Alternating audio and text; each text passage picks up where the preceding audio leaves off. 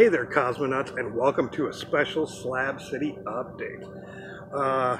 Yeah, the week before, I didn't really record anything because nothing really happened other than there was one special range and the other range. Pretty much just spent a lot of time watching videos. So I did not actually record anything to edit last week at all. So I'm actually going to record two videos today. One for what I'm going to try to edit and get up this evening. And sorry, patrons, no sneak preview because it just wasn't done in time, but I do want to get something out today. And that is going to be what I'm doing right now, and that is my post-traumatic stress disorder story. And I'm doing it because July is National Awareness Month for post-traumatic stress disorder, and I know I've talked to you, or I've told you guys that I've been meaning to do this forever, so I guess it's time for me to just put on my skirt and get this done. So with that, let's go ahead and get to this. And actually what I'm doing is a tag that I believe was called my PTSD story. And so let's do that. The first question is what caused your post-traumatic stress disorder?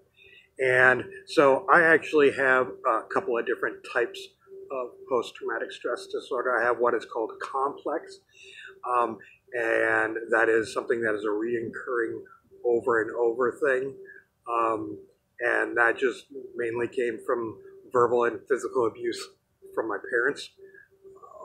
And while that didn't necessarily affect me that much growing up, it later on has an effect on my other post-traumatic stress disorders. So I will get to that. And then one that I didn't realize that I was dealing with at all until a couple of years back. If you remember, we called it the Winter of Weird. I did a DMT trip where I came to the realization that I had been sexually abused by a dentist.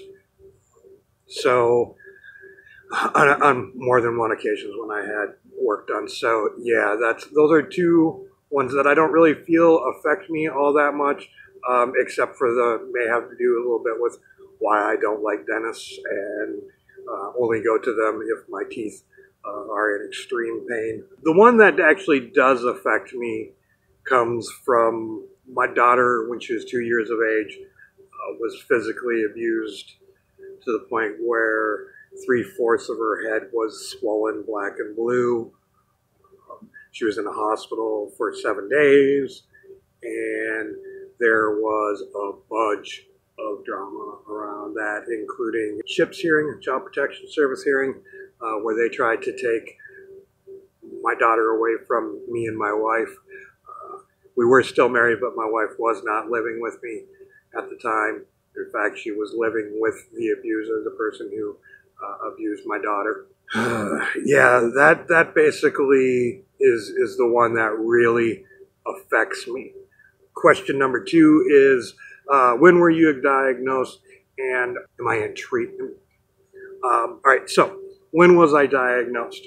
So I was pretty much told in the first meeting around my daughter's abuse that even police officers who are just doing the reporting, taking the notes, things like that, can get post-traumatic stress disorder from abuse from children and stuff like that. So I was pretty much told the day that it happened that I should expect this.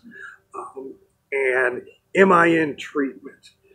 No, I don't go to a psychiatrist or anything like that.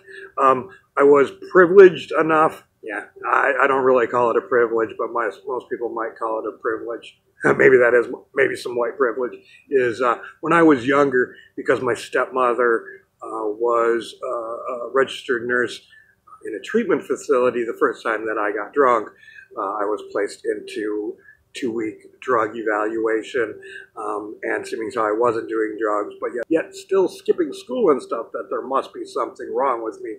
So then I was placed in a juvenile lockup facility for behavior.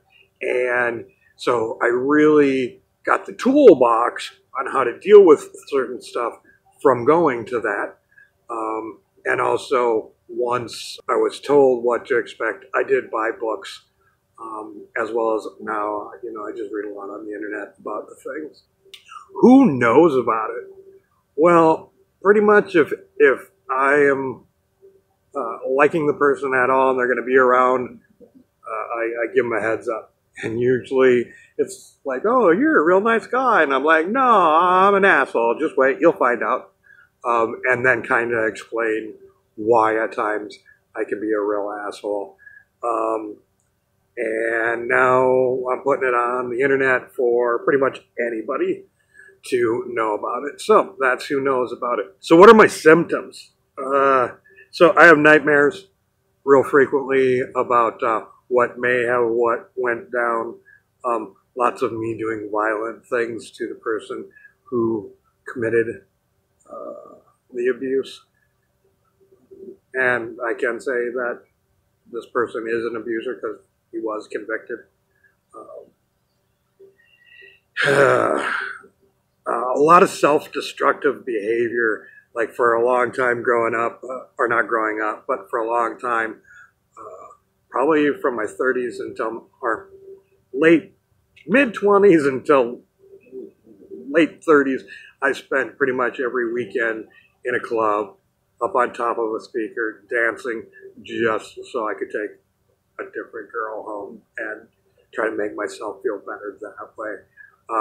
And, sometimes I had a group of friends that, this behavior, like I said, was self-destructive. We would go out and see who could sleep with the ugliest girl, who could sleep, just really self-destructive behavior. I also have a tendency of being overprotective of people who I care about. And in fact,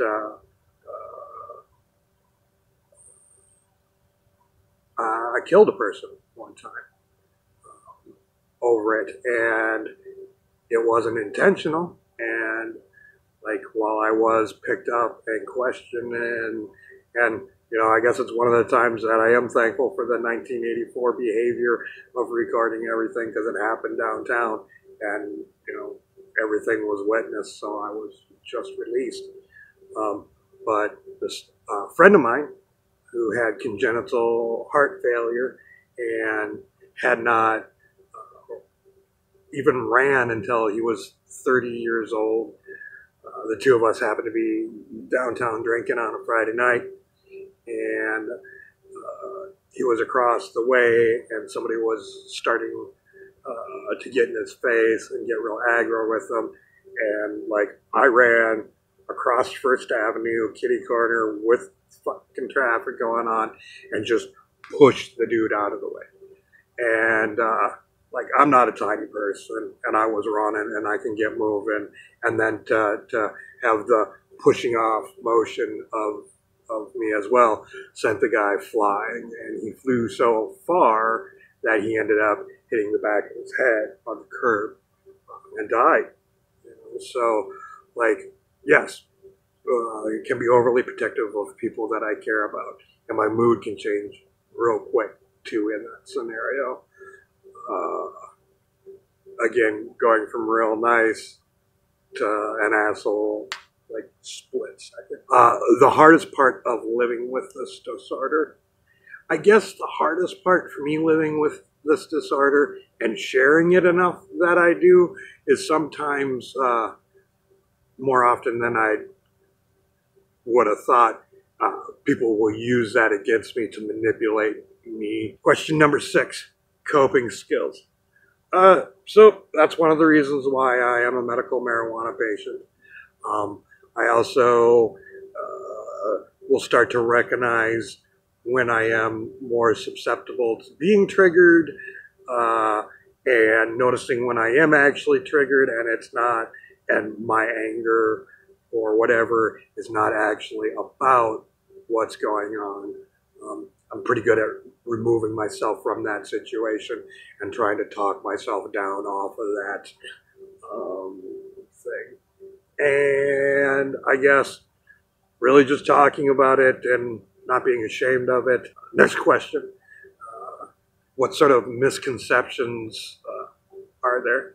And I guess the biggest misconception, and I'm pretty sure most people have said this, is that this isn't something you just get over.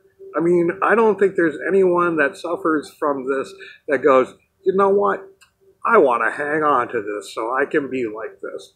Not at all. Like every single one of us wants to let go of this shit and not have to deal with it. And then the last question is, what would you like to say to others who suffer from this disorder?